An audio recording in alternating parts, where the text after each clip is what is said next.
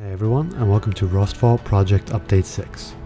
We finally completed our arduous 7-week stretch across our 2 beta phases in which we were able to lay the fundamental groundwork for the mod and address major concerns. Now with 2 beta phases behind us, we'll be officially transitioning into our Season 0, aka Preseason, launch, which will act as a test run for our full launch coming up on December 6th. Our preseason is already packed with many exciting features and marks the beginning of permanence in Rustfall, meaning player soul levels, gathering levels, skill, ability, and spell unlocks will persist through the months leading up to our official launch, after which there will be one final wipe and all permanence will last forever. Additionally, you will also be able to earn server reward points through Conquest, territory control, our challenge leaderboards, and other means. And these reward points will never wipe even through launch, and they will be redeemable one-to-one for our unique Patreon perks. Our preseason also introduces territory control, a total of 64 RPG skills, 30 abilities, auction houses,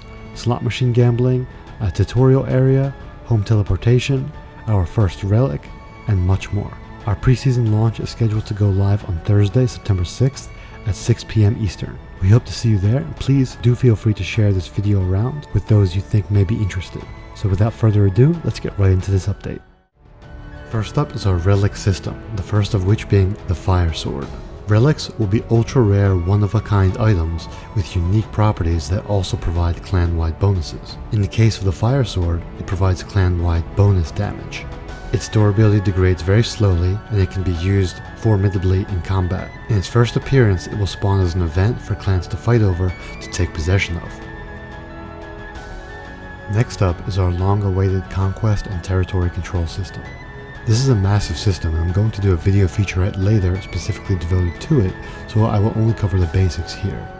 With this system, clans will be able to capture and challenge tiles, set home tiles, set taxation, purchase siege protection, initiate wars and blitzes which temporarily create windows of vulnerability, resulting in the majority of raids being online raids.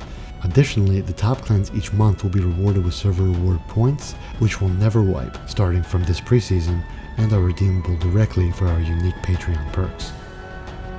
Placing a Conquest seal down will designate a tile as your home tile. This will allow you to begin taxation, conquer nearby tiles, and generate Conquest points from them. A Conquest seal itself is a special chest which you must protect, and once it is destroyed, you will lose ownership of your home tile. In order to capture normal tiles from other clans, you will be able to place challenge banners down, which will initiate a challenge and go live in a certain number of hours, after which they must be protected. To capture a home tile, you will need to declare war on the clan and destroy their Conquest seal. Next up is our auction house. Similar to most MMORPG auction houses, you will be able to purchase or sell anything you wish. We feature a fully player-run economy, so traders and merchants will be able to set their own prices. Our auction house accounts for sales and list tax, item durability, and item skins. Next up is our melee and defensive abilities. Like dexterity arrow abilities and intelligence magic spells, melee abilities will be tied to strength, and defensive abilities tied to constitution. These are currently a work in progress that will be added to considerably in the future. Next, we have 16 new gathering skills added to our RPG system. You will be able to increase your secondary resource yield gathered, gather rare resources, gather pre-smelted resources, to use the mining tree as an example, and you will be able to increase your farming and foraging proficiency as well. Next, we have natural resource regionalization and resource clusters. All resources in all biomes have now been given levels of high, medium, low, and scarce amounts. This will add to the localization of the map and make each biome that much more distinct. Additionally, each biome will have clusters of resources, which means certain areas within a biome with very high grouped resource density.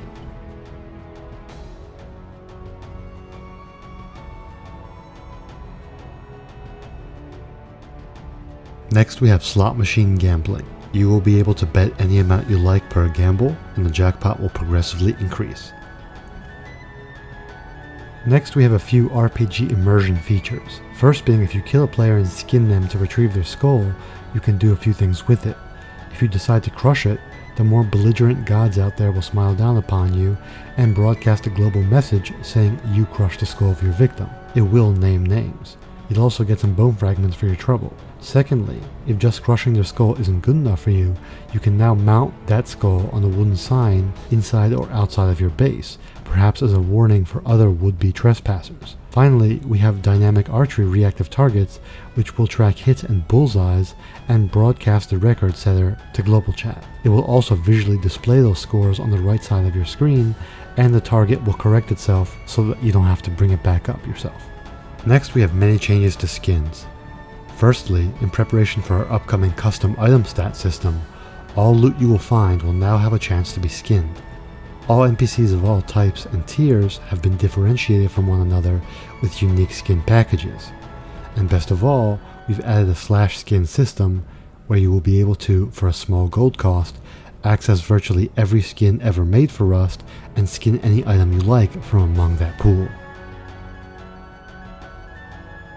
Next, we have home teleportation. Players will be able to set a home location to an area in which they have building permission and teleport there every 4 hours for a gold cost. This teleport has a 60-second use time and will be cancelled if you take damage of any kind, so it cannot be used in combat.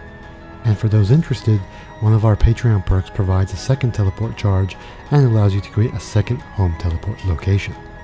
Next, we have the remover tool. This will allow structure owners to remove their structures at a cost.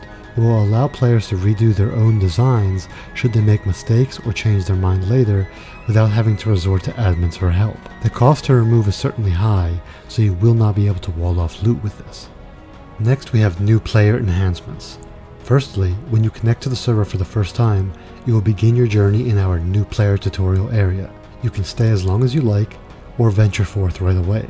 On the walls you will find all relevant information related to the server. Additionally, you will also be able to access a new help page designed like a book, which will have all relevant information listed within it likewise. Next, all players from level 0 to 10 will have 48 hours of siege protection, allowing them to get settled on the server before having to face down raiders. Furthermore, now where you respawn will be based on your level. This should ensure that the area in which you respawn you will be able to handle as a player. Also, all tier 1 tiles will now be lawful areas, including monuments, which is an exception to the rest of the map where all monuments are lawless.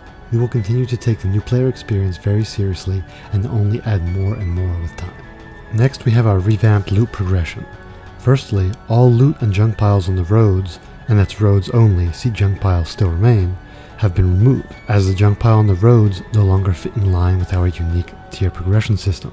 In their place, all monuments have been substantially buffed with custom loot locations, often in spots that you feel you should be rewarded for traversing. Furthermore, the durability of all items now scales with the tier of the loot.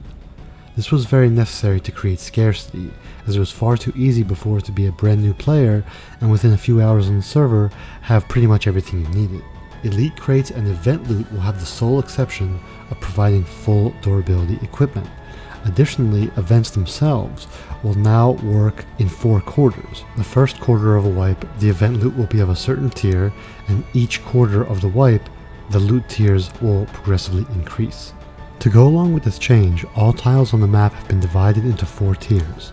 All NPCs you will find on the map will now considerably scale in difficulty, because once again, it was far too easy for a brand new player to go straight to endgame areas and NPCs and get everything they need very quickly. Players will now also passively gain 1 HP per level up, differentiating high level players from low levels that much more. Next, we have bosses and world bosses. World bosses in particular will drop exclusive items and equipment that you cannot get from anywhere else.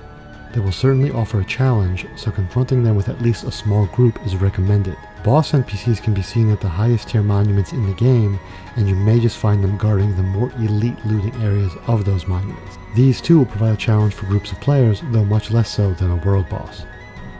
Next, we have our update for treasure maps. We've introduced common and uncommon maps to go with the rare and the elite maps, each type of map dropping in their appropriate tier.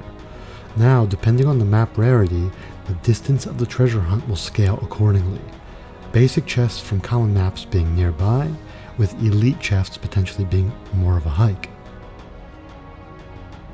Next, fishing has received an update, allowing you to fish more rapidly and cutting down on the previous wait time between fishes.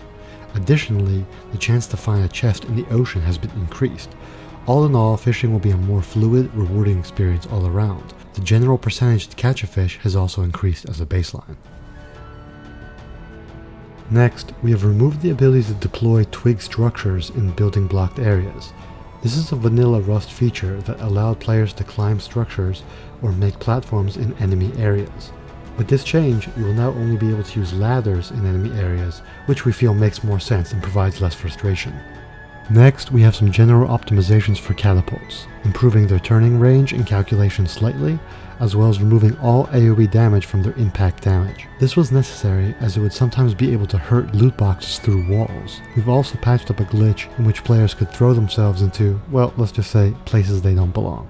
In closing, I'd just like to remind everyone once again that with preseason beginning, permanence is going into effect, so your gathering levels, soul levels, skill, ability, and spell unlocks, and server reward points will persist through the months until December 6th, after which they will never wipe, and server reward points will persist from now on. On behalf of the Rustfall team, we're really interested in seeing how you all make use of the territory control system, and which clans come out on top, as well as all the other new features.